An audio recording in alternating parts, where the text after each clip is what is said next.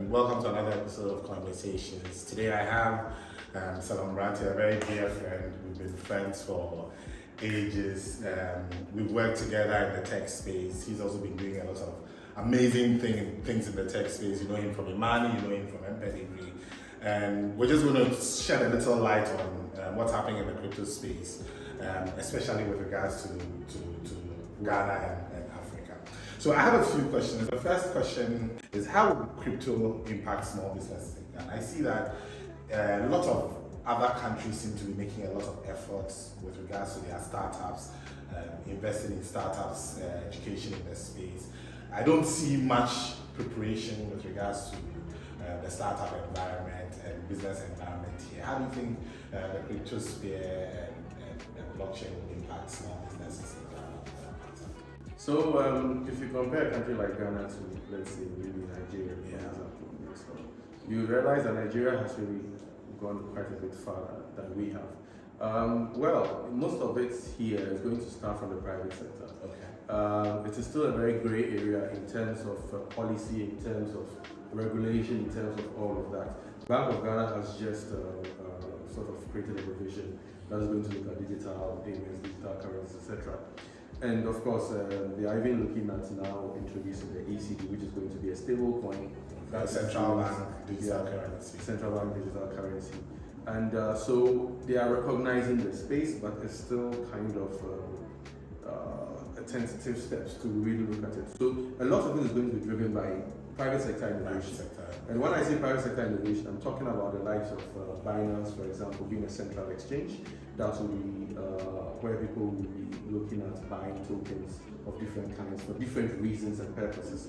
And a lot of small businesses could also benefit from this by the wallets that they use. Actually, not to cut you, very recently, I think just yesterday or 2 days ago, Binance just outdoored its online marketplace for businesses that wanted to put their products on there or services on there and sell in exchange for cryptocurrencies and stuff. So obviously, yes, that's something that... Yes, so once you see, in all of these things, or when it comes to the business of trade, the first thing that happens is a willing buyer and a willing seller.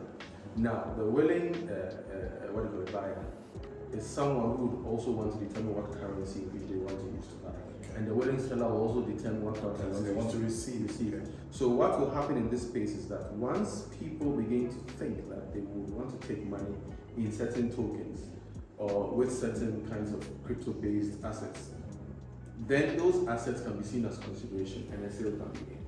Therefore, we are in a situation where that is going to start building up. Statistics already show that in about the next 8 to 10 years, 1 in 6 human beings will have a crypto wallet. Wow. Yes. That is a lot. Yes. So if 1 in 6 human beings is going to have a crypto wallet, it means that we are at a point where this is just the raw beginning.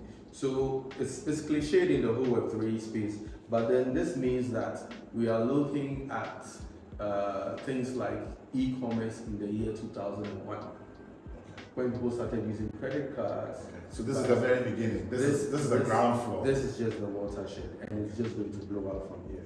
And and one of the things that's really even going to drive that is the Gen Z. Okay. The Gen Z, and then they are very in tune with technology. And they are the digital natives. So in their video games and things, they are already exchanging all kinds of tokens, and it's going to transfer into real life. Now, what will happen is that once Gen Z starts getting buying power, or they start having an economic base where they make their money, some of them would like to keep it in some of these assets. Yeah. And the reason why I say so is, even if you look at Ghana and our economy right now, and the volatility of our fiat currency, then we are at a point where even now a lot of people are even beginning to look at, okay, should I rather buy a stable coin? Because of course, even getting the access to the dollars themselves is a problem. So people are going to start actually moving to stable coins. And so something like the USDT, for example, is going to be, it's all value for a lot of people. Yeah. So where immediately the government starts clamping down on physical dollars, or people handling dollars, it is all going to move. And that's where it's going to be. So, you mentioned about the Gen Z, which sort of started off on the second question that I wanted to ask you. What career opportunities? Because we're already in a space where there isn't a lot of work, and people are already frustrated. With this coming change, what career opportunities do you see Ghanaians taking advantage of in the Web3 space and in the blockchain space? There are lots. The first or the easiest would be people who would be qualified to do things like auditing smart contracts. Okay. People who will be managing smart contracts for people who will design smart contract frameworks for people. So it means that you have to learn languages like Solidity, Rust, Next.js, quite a lot of them, and then blending them into whichever crypto sphere that they want to be in. You can also even look at things like managing communities, for example. It is also a very big thing, and this means that people can work remotely because communities are online. So managing Discord communities, for example, managing Twitter communities, followings, in handling minting of NFTs, non-fungible tokens, for example. All of these things are going to be things where we are going to have people actively marketing digital tools, digital assets, people who are going to be digital brokers, people who are going to be advisors in the space. In fact, if you look at the Twitter sphere right now, there are lots of young Nigerians who are emerging as Africa-wide advisors on crypto. And it is beginning to become a trend where they are getting followers and they'll become the educators of financial literacy in the future. So moving on, do you think that the leadership of this country is doing enough to get people educated on this subject matter, considering the volume of opportunities that are in this space? Absolutely not. I don't want to cut you, but the leadership of this country belongs to a generation before you and before us. Yes. So we are talking about those who grew up in the 60s and 70s. They used slide rules to calculate. It's a very different environment. And a lot of them were BBC, born before computer. So if you can imagine that we, the children of the 80s, are even struggling to grapple with some of the I mean, for the longest time, I just couldn't get on Snapchat. I just couldn't figure it out. Exactly. Up until very recently. And I can understand, the hurdle that some of them have to go through to try and understand. Exactly. So imagine trying to explain something like decentralized finance to such a person when they have known things like only hardcore banks. So then these are some of the things that account. There's a big disconnect.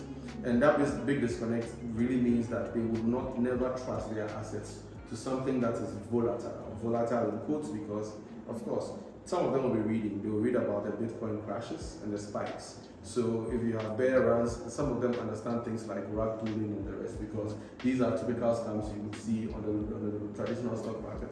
So when they see things like that, and they see some of the way the currencies zigzag, and they see it's very worrying. I mean, if you're not willing to. And there are a lot of young people who probably are related to some of these older generations or leaders who have lost fortunes within the last 12 months. Absolutely. So once you have a situation like that, it's really going to be very difficult for them to really understand the space.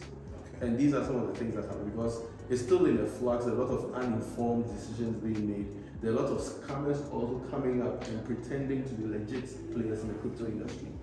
And where there is very little knowledge, scams are bound to. So these are some of the So in that light, I'm looking at the rate of adoption of cryptocurrencies and blockchain technologies and tools and platforms in Ghana. I'm looking at what is happening in Nigeria. Statistics show that Nigeria is like the third or the fourth country with the highest adoption of cryptocurrencies and blockchain. Globally, I see it's, we call ourselves brothers, we are right next door. And it looks as if we are very, very unconcerned with regards to this information. What is pushing the adoption of these technologies so much in Nigeria that, and if we can figure out what that is, can we replicate that here? It is replicable. The issue here is that there is not there isn't a broad base of knowledge here.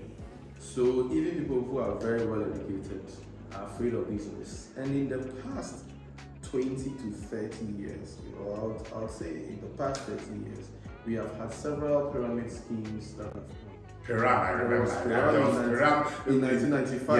Yeah. It was Piram 95. Yeah. There was another one that came somewhere 99, 2000. I've forgotten the name. And not too long ago, men's gold issue. There was tilapia something. Yes, that happened somewhere in Senegal. Yes. Yeah. So because of all of these, a lot of people have been burned.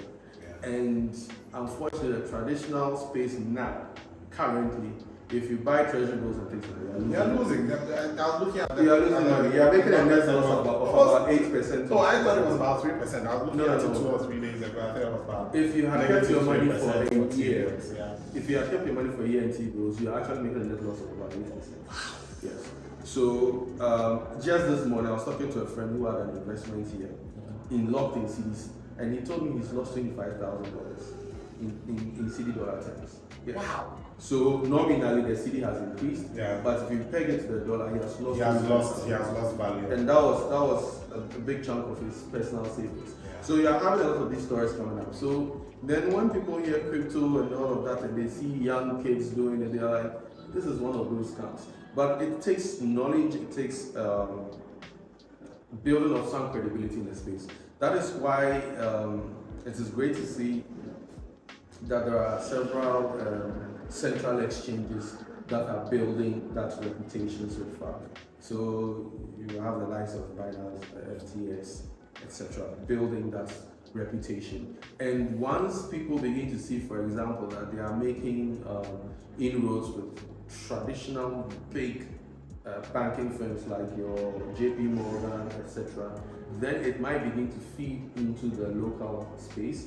If, for example, banks like Absa and Stanbic and all of the rest began to actually also look into that, but that would require central bank approvals and things like that. That'll take some time to happen. That'll take some time. Yeah. But the private sector has a very great role to play. So just like how Momo or mobile money became a big thing, you can have private sector companies who can now take this and then be the ambassadors for some of these things. And they can even be the middle ground between the central or decentralized exchanges and the local population, so that they create a certain layer of knowledge as well as risk mitigation. So these are some of the things that need to happen in this space. You have crypto advisors, you have crypto, managers or portfolio managers. Then they can begin to build trust. Just like what happened with the Forex trading craze a couple of years ago. But then this is also almost as volatile, but there is also that element of this is the future, and therefore if you cash in early, then you might reap the benefits. Okay. So to end it all, to sum it all up, you're in the authentication space. We know that the blockchain provides a unique database for you to be able to, encode data that it cannot be replicated or cannot be changed in any way. How do you see it affecting you directly in your business and in similar businesses in the space in the country for Ghana? It's great because the blockchain applications here do more than just become an exchange of value. Some time back, I was describing blockchain to a bunch of people, and I asked them if they had ever used uTorrent. Okay. And then they all said yes. Okay. And I said, what you did for uTorrent for movies is what blockchain does. That's for you for records. For records, okay. Yes. Yeah. So we are talking about a situation where the information will always be there. And once you have the right addressing, you can access that information because it's stored on millions of computers. For us, it means that if we put a stamp of trust on something, it can be trusted forever. Yeah. And what it means is that it enhances our technology.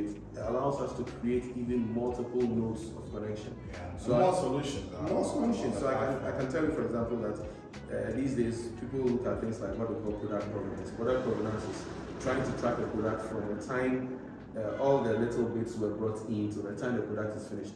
So if it is chocolates, for instance, you can track which farmer brought in the cocoa, which farm they got the cocoa from, the date the cocoa was harvested, the date the cocoa was weighed, bagged, the date the cocoa was roasted, and all that information can be stored on the blockchain, and consumers can take it and even have better knowledge about the kinds of things they take. And these are the things that inform people in the future for a better life, and that's what Internet does. That's what. Mr. Branta, thanks for making the time to spend with me this afternoon. This has been Conversations. Before you go, I want to ask, you know what my mandate is as Black Satoshi. I'm looking to reach 100 million Africans across the continent with the gospel of the blockchain and how it's going to impact their lives. Do you have any parting words for me with regards to how I'm charting my path and how I'm reaching out to the people that I'm looking to educate? Any pointers for me that you would want me to take note of? So think of yourself as a Magellan or a Columbus in the space. These are uncharted waters, but then it is he who decides to rise up the sails and go into these waters. They are the ones who bring in the treasure and the fortune. At this stage, it is all about making sure that people of our generation, since we are the most economically active, begin to adopt these things so that those who are coming and who are upcoming, we can have the right solutions for them, onboard them so that they take it from where we are leaving it. And that is the only way in which we can store and then recycle value, especially as Africans.